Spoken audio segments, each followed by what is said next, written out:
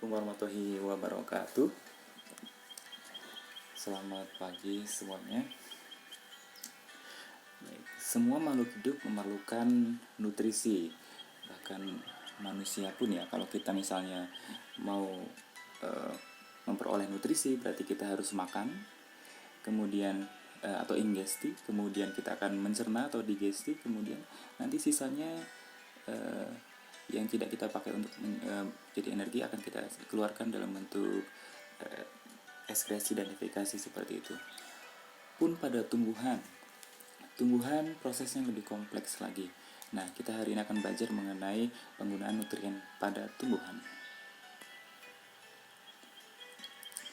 Tujuan pembelajaran kita paling tidak ada 4. Yang pertama, kalian bisa menjelaskan pergerakan nutrien pada tumbuhan. Kemudian dari tanah ke akar. Kemudian kalian bisa menganalisis faktor-faktor yang mempengaruhi absorpsi nutrien pada tumbuhan. Yang ketiga, kalian bisa menganalisis penggunaan nutrien untuk apa saja di tumbuhan. Kemudian yang keempat, kalian bisa merinci proses-proses yang menyebabkan kehilangan nutrien pada tumbuhan. Penggunaan nutrien pada tumbuhan itu meliputi absorpsi, kemudian penggunaan, dan kehilangan. Nah, 3 proses ini merupakan langkah-langkah kunci dalam suatu siklus mineral dalam suatu ekosistem. Pada bab ini akan dibahas juga mengenai faktor-faktor yang meregulasi bagaimana siklus nutrien itu berlangsung. Nah, seperti yang sudah kalian ketahui ya, bahwa tumbuhan memerlukan paling tidak 2 kelompok nutrien yang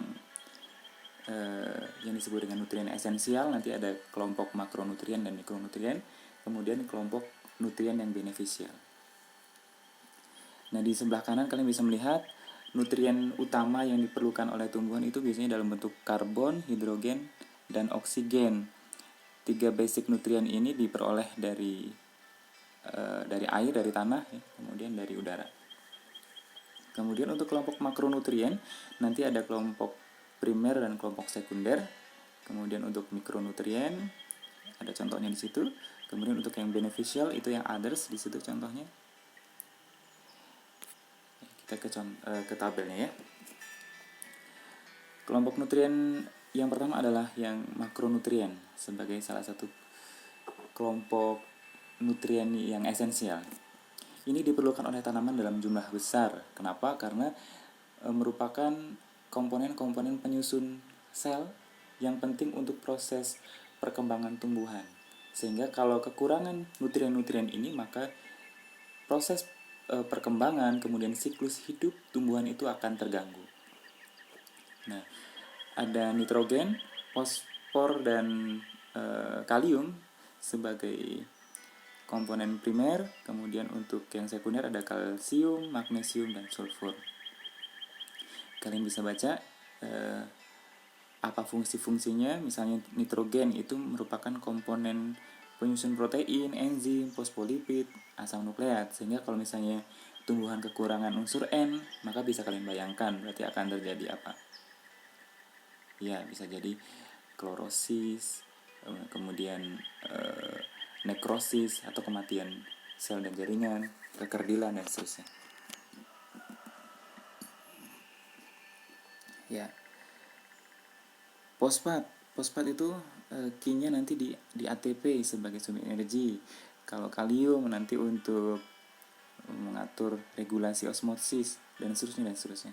Kalsium, dinding sel, penyusun dinding sel. Magnesium, komponen utama klorofil, dan seterusnya ya. Untuk yang mikronutrien, bisa kalian lihat listnya. Nah, ini biasanya terlibat atau diperlukan oleh tumbuhan dalam jumlah yang relatif lebih kecil, tapi penting biasanya untuk proses regulasi metabolisme misalnya, kemudian aktivasi enzim, kemudian memacu sintesis klorofil, dan seterusnya. Bisa kalian lihat. Nah, kemudian ada nutrien-nutrien yang diperlukan oleh tumbuhan tertentu. Ini yang disebut dengan beneficial nutrients. Contohnya ini aluminium. Ini sangat penting untuk tumbuhan-tumbuhan paku. Kemudian kemudian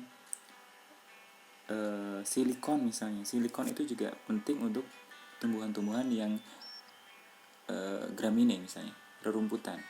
Diperlukan untuk supaya daunnya tegak seperti itu. Kemudian ada selenium, kadmium, dan seterusnya.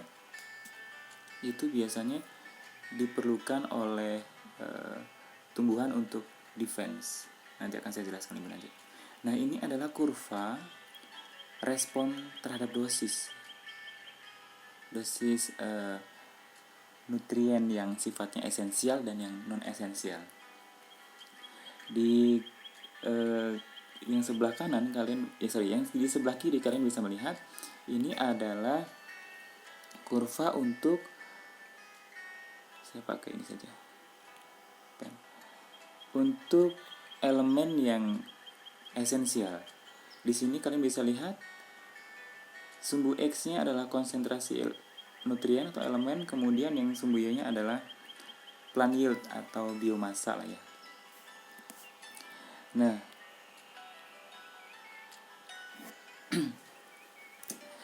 dalam kondisi atau konsentrasi yang kecil, maka tumbuhan bisa mengalami defisiensi, artinya kekurangan nutrien. Dan dalam kondisi yang tidak ada, tumbuhan akan mengalami severe itu kan berarti kan laten ya, kematian gitu. Kemudian kondisi yang tengah ini kondisi optimal. Kemudian kalau kelebihan bukannya tambah bagus, malah akan menyebabkan jadi toksik. Ya. Nah, sekarang yang non esensial. Yang non esensial ini kan tadi penting untuk tumbuhan-tumbuhan tertentu. Contohnya berbagai macam nutrien tadi, misalnya logam berat misalnya, atau kadmium, selenium, silikon.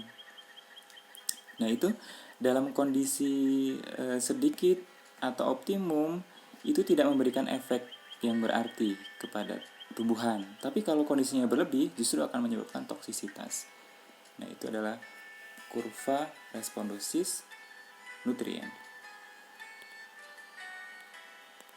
Lanjutkan. Nah, tadi tumbuhan-tumbuhan itu pada dasarnya mengeksklud nutrien-nutrien yang beneficial tadi, yang yang non esensial, mengeluarkan, jadi tidak diserap seperti itu.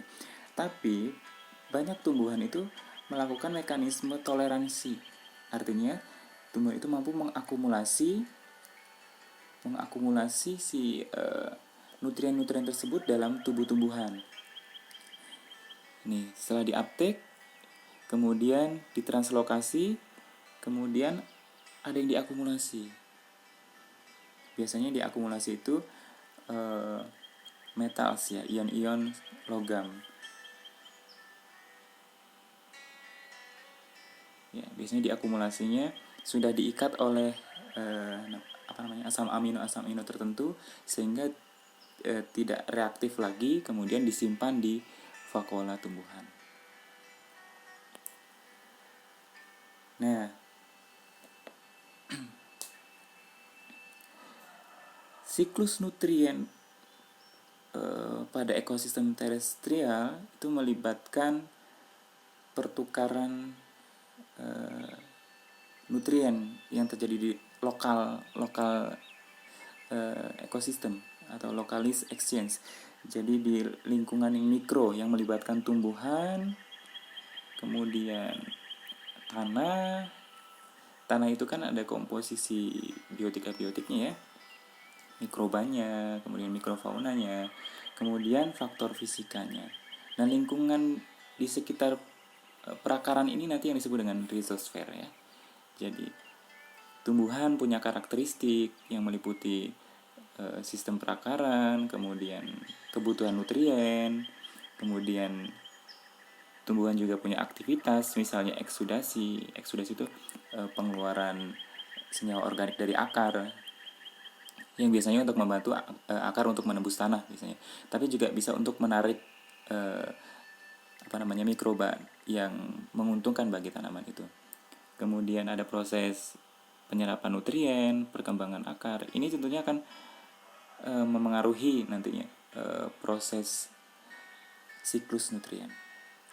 Selain itu juga faktor fisika yang ada di fisik dan kimiawi yang ada di tanah, misalnya pH, tekstur, nutrien, adanya kontaminan, kemudian proses redoksnya, kemudian mikroba yang terlibat gitu, mikrofauna nantinya akan terlibat di aktivitas-aktivitas yang akan menyebabkan siklus nutrien itu akan dinamis. Sebelum kita lanjutkan, kita break sejenak.